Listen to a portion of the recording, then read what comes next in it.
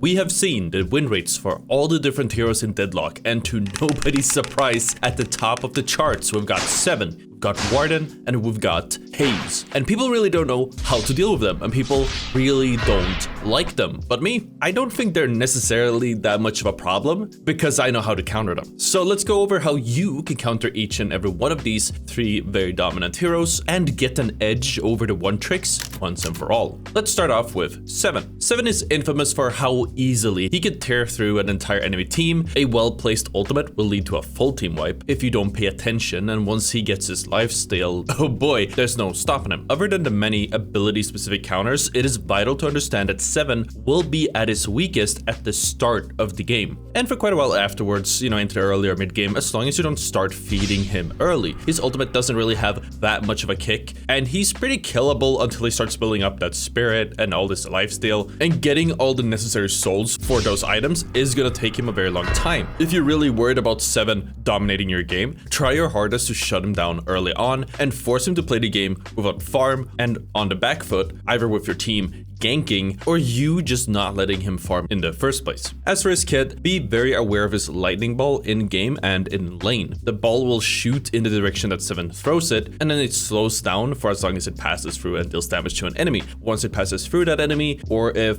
the enemy dies, then it will continue barreling down the same direction until it hits a wall. So if the enemy 7 throws a lightning ball towards you, expect it to keep going your direction, even if it stops when it touches some troopers. His second ability, Static Charge, is a targeted ability, meaning that 7 can start it if you just get close enough. If you get targeted by Static Charge, then you will take damage and you will get stunned after a few seconds. Keep in mind that any teammates within the outer circle surrounding you also get stunned, so avoid getting close to them. If 7 has his ultimate, then it's likely he wants to hit a stun on you and then follow that up with an ultimate to finish you off. It's a pretty easy combo. So if you get targeted by the stun, try to get as far away from 7 as possible, either by going next to your teammates or behind some cover or both. You can itemize against the stun by getting something like a debuff reducer and then debuff remover, or even something like unstoppable if you know it's coming. 7's third ability, Power Surge, imbues 7's primary weapon with shock bullets for the next few seconds. The bullets deal additional damage over his normal primary fire and will shock nearby enemies if they're close enough to the first target. If 7 starts the Power Surge, just don't peek him for a few seconds to avoid chunking too much damage, and avoid clumping up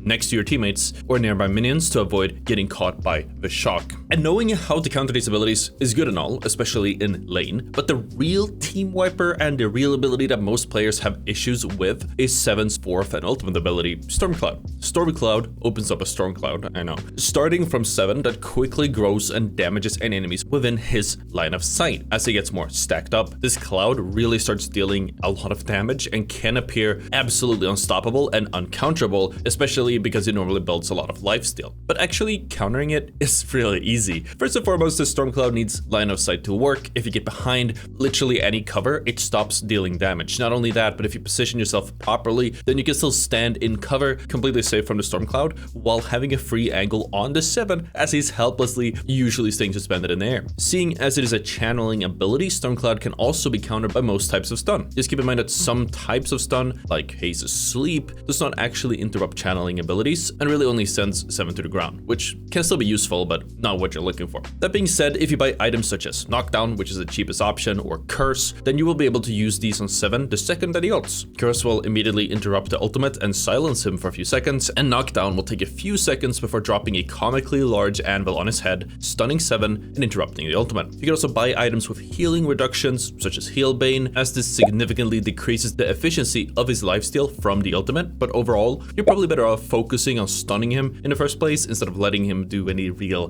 damage. I also want to highlight that 7 has a massive hitbox, especially for his head, so if you're fighting him at a closer range and you feel confident in your aim, just go for headshots, since they're much easier to land than any other heroes on the roster, and abusing this hitbox will increase your damage against him specifically. But other than 7, there are still plenty of other heroes that just about anyone has an issue with, so what about Warden? This guy is infamously anti-fun. He locks you down and kills you, one of the highest sustained damages per second in the entire game. So what do you do about him, other than trying your best to stop him from getting ahead. As for any heroes, but especially the ones in this video, not letting him get a leg up in the early game will avoid you a massive headache down the line. If he's being oppressive, try to play a bit passively and farm up and wait for your teammates to come gank him, because while Warden really hurts, he doesn't really have any engages or escapes if he gets caught out of position. As for his kit, try to be aware of how you position yourself against Warden, but when you are laning, try to stay your best out of range, especially against his flask. And another ability that we're gonna cover later. The alchemical flask damages, slows, and reduces the weapon damage and stamina of enemies that it hits, and if the timing is right, can be the perfect opener for Warden to all in on you. Before that, he will most likely throw the flask at you off of cooldown just to deal some additional poking damage, but it actually has a pretty low range, so if you just stay away from him, he won't really be able to land it as easily and make that substantial damage willy-nilly. As for his second ability, Willpower gives him a spirit shield and bonus movement speed. Warden players usually use this when they want to engage and all in on an enemy, but some also use them for poking, since any spirit damage made against them will obviously hit the shield firsthand instead. This is really Warden's only gap closer before he starts buying items, and once he has used it, this means that you can play around with him a little bit more because he's basically landlocked. He can't really get close enough to do anything, and he can't really run away if you force a fight, or better yet, get a gank in. When it comes to Warden's third ability, this is the one where you gotta be careful, because if he lands this, odds are you're dead. The third ability, Binding Word, curses an enemy, and if they don't move out of the red circle in time, then they will get snared and be unable to move for a period of time, which turns them into very easy kills for Warden, and God forbid any nearby enemies.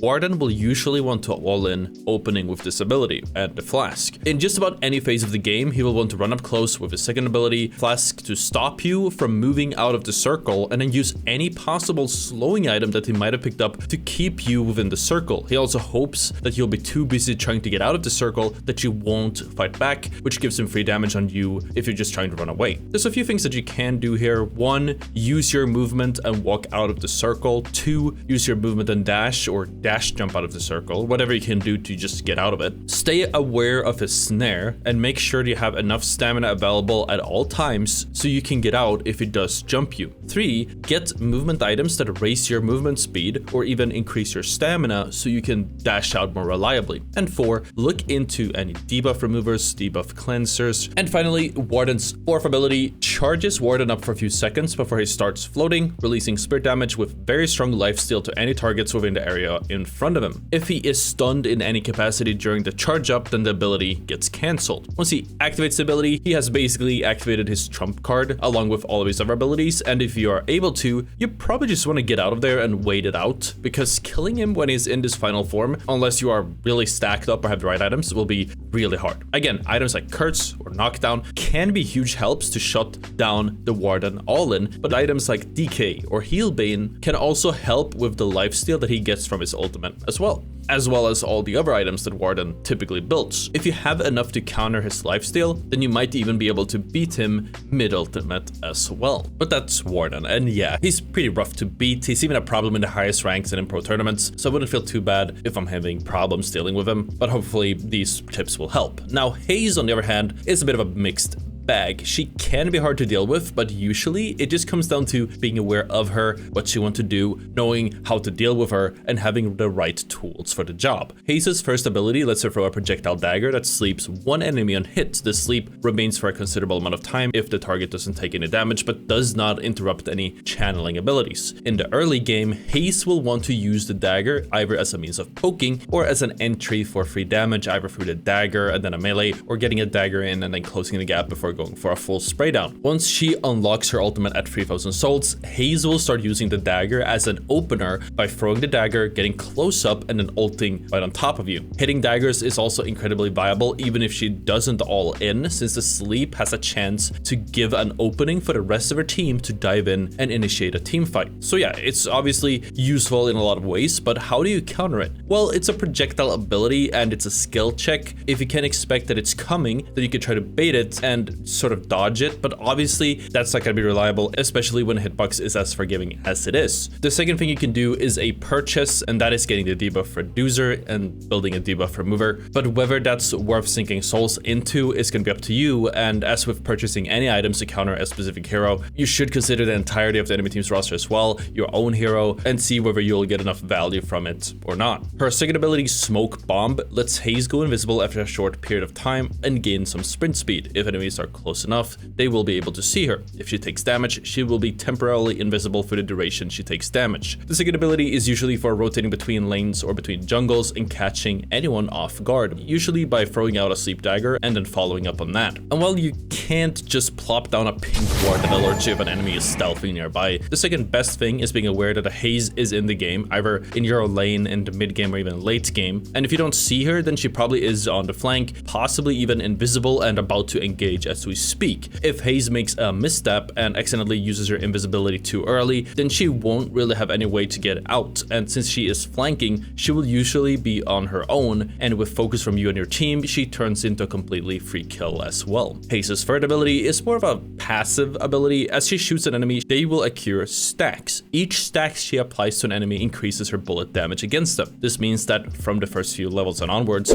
Haze will be rewarded for any sustained fights. She will deal decent damage at the start, sure, but as you continue putting shots into each other, her bullet damage will only increase until it eventually caps out, letting her deal even more damage in the process. Expecting her to deal a linear amount of damage over a certain period of time will be a mistake that costs you your life. Since it ramps up, you might find yourself in a situation where you think you'll win a 1v1, but very quickly feel that your health starts dropping faster and faster. Don't let yourself fall into this trap, especially towards the late game. Try to avoid taking prolonged fights in the open in one spot, especially in a 1 versus 1. Try using cover to break the line of sight occasionally for long enough where the stacks will go away, and try dishing out a little damage at a time until you feel confident that you can all in and get a win. And finally, Haze's fourth ability makes her spin around in a circle, dealing damage to anyone within its line of sight and range, and applying her third ability stacks, as well as any other bullet-based item effects at the same time. Depending on how far along her build Haze is, it might be impossible to shoot her back in the middle of her ultimate unless you have something like a Healbane or DK, as this lowers her self-heal by enough of an amount that you can take her out. In the first parts of the game, the easiest solution against Haze, other than focusing her, especially when the ult comes out, assuming you and nearby teammates can kill her in time, is just itemizing against her. Knockdown is your cheapest choice, though it is going to be a bit delayed. If you want to save up a bit more, Curse is instant and silences her afterwards, which can turn her into an easy kill. Keep in mind that in the late game, Haze will always buy a Ricochet and Silencer and possibly other crowd control denying items. At this point in time, staying aware of her whereabouts is crucial, and if you are the person who carries the CC items necessary to bring her down, then you need to make sure that you don't get hit by her ultimate when she comes down, because if you do this properly, all her ultimate will do is turn her into a kill in your favor. But yeah, I just wanted to cover that real quick, and that's how you counter the heroes everyone's hate. If you guys enjoyed the video, hit a like and subscribe to stay tuned for more counters, because I'm going to cover every hero soon. And of course, for other tips for Deadlock, thanks to SC7639 for